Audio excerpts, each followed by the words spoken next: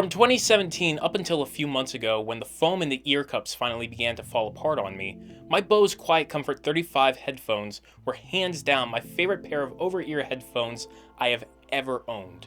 So, it seemed fitting to me that when they finally bit the dust, I would pick up a pair of the latest Bose noise-canceling headphones, the Bose 700 noise cancellation headphones. Other than that name being strikingly different from the QuietComfort, these headphones were lined up to take the place of one of the most well-respected lines of noise cancellation headphones on the market. But could they hold the title as the previous generation could? After a few months of using them, I finally have my answer.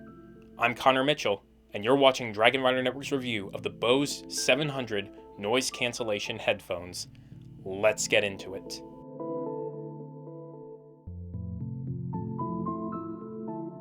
Looking at these headphones, you can immediately see Bose went for a much slimmer and minimalist design for these headphones. The headphone band is now made much thinner than the previous generation, and instead of the collapsible design for adjustments, the earpieces just slide up and down the two sides. They are still the traditional over-the-ear design that the previous Q35s were, but with the lighter design they are much more comfortable to wear for longer periods. Being I have now flown from one end of the country to the other and back again with these, I can very much say they are perfectly comfortable to wear for 6 hours at a time.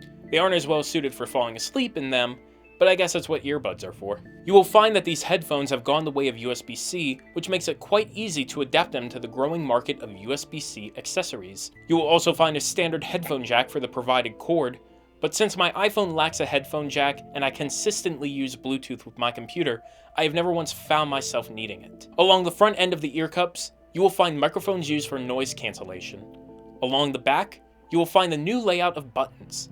The power button has gone from being a switch to now being a button embedded on the right side. I'm not all too happy about the decision to change the power switch into a button, because I very much appreciated the ability to just slide the switch to turn on the headphones. But it's also not helpful since the power button is also right next to the digital assistant button, and I would be lying if I said I hadn't pressed that button while searching for the power button once, twice, maybe 8 times.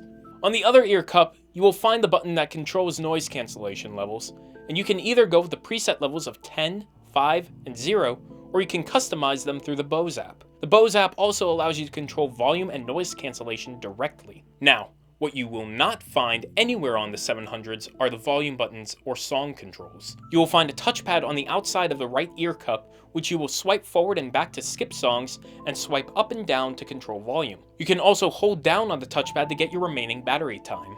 Being completely honest, I love it for skipping songs, but I hate it for controlling volume. There is no feedback, audible or haptic, that lets you know how much the volume is increasing or decreasing by. 90% of the time, I just end up resorting to controlling the audio through my music source directly. Now, being this is Bose, audio quality is, of course, amazing.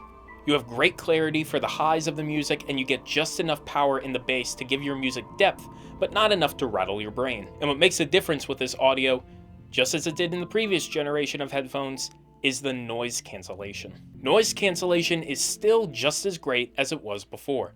The ability to set different levels of noise cancellation is an interesting idea that I originally wouldn't have thought of, since all of my experience with noise cancellation was either full on or full off. I could see in certain situations, such as hanging out in a crowded area or walking around in public, where you would want to have some form of awareness while listening to audio. Battery life on these is also great. I typically find I only need to charge them once every 3 days or so when I get about 6 or 7 hours of use of them each day. And though I understand the logic of it, I am not exactly a fan of estimated hours left instead of battery percentage when it comes to detailing battery life. It's just a personal preference.